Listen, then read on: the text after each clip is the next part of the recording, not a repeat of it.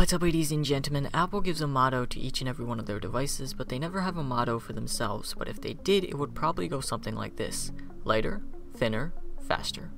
That's it. However, the motto for the all-new iPad Air 2 is changes in the air, because it's that thin. In fact, it's so thin that they had to put a pencil, and then they lasered off like half the pencil to show just how thin this thing is. So apparently, this thing is much lighter, weighing at 0.96 pounds, and that basically means that hopefully we'll be able to hold it in our hands for a lot longer, and hopefully be able to use it just a lot better. Next off, of course, we get ourselves something pretty cool, and that's of course that the display is a lot better. Its resolution is now 2048 times 1536, which is pretty nice.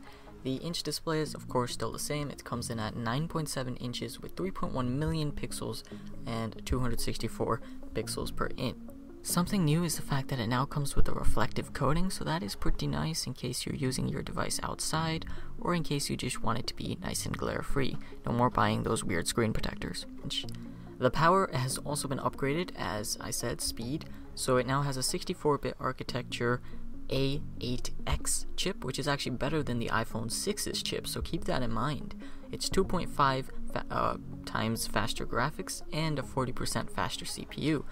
What's a little confusing is, what do you mean 40% faster? Is that 40% faster than the A8, 40% faster than last year's iPad, or 40% faster in general? I'm not sure about that, and they didn't really go in depth on that. It also maintains a solid 10 hours of battery life, which is pretty nice, and I don't think they upgraded the battery itself, but they did maintain its battery life, so people really like that.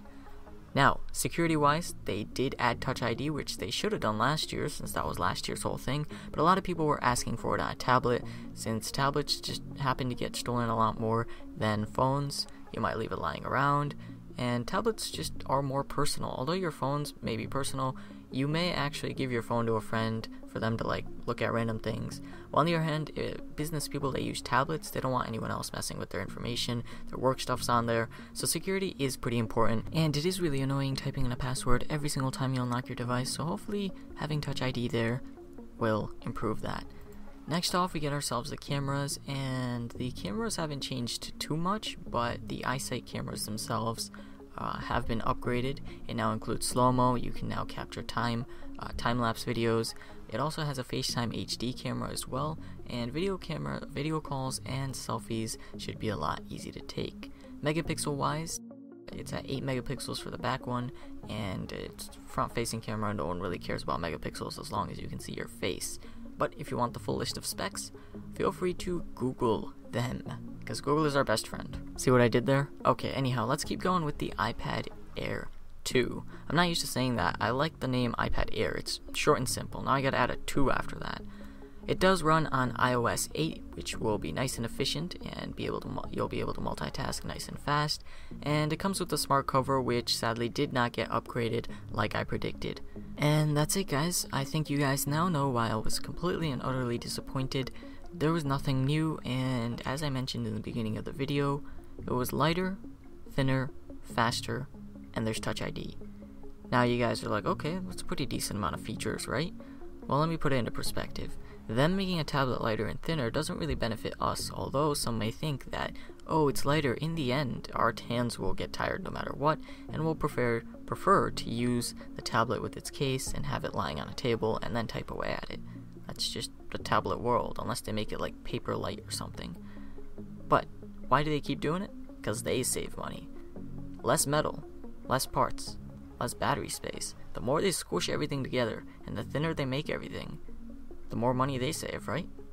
But think about it that way. Next off, let's talk about speed. So everyone loves a little bit more enhancements to the speed, but once again, nothing new.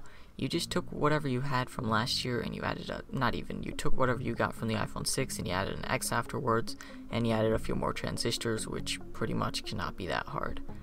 It's faster, which is great, but in the end, the iPad Air was fast enough to multitask efficiently, and what we really wanted to see was another gig of RAM. Enough with your transistors and all that stuff. I want another gig of RAM so I can run a billion different applications at once, rather than have to close them out just to save battery and things like that. But that's my opinion. The final thing is Touch ID. That was improvement, and that was very, very important. But once again, that's from last year. Why didn't last year's iPad come with this feature? Like, really, Apple? In the end, I will probably end up getting this, mostly because I need to jailbreak it eventually, and this is going to be my main Apple device, hopefully. But I may also go with the 64 or 32GB iPad Air. The differences aren't that big. It's not like you got a bigger screen or turned into some wicked device. I don't even know what they could do to it with sapphire glass. I don't know. So yeah, I don't know. I'll have to make the decision. What do you guys think? Should I go with this year's iPad Air and pay who knows how much more? Or get last year's and save a nice $100? Or get extra memory? I don't know. I'm thinking about it, guys. I think I said I don't know like 18 times. Anyhow, guys, I hope you guys enjoyed this video. If so, leave a like and don't forget to subscribe. I was not trying to go against Apple, but Apple, please try to do something new. I'm a little tired of all this lighter, thinner, faster business. Thank you for watching.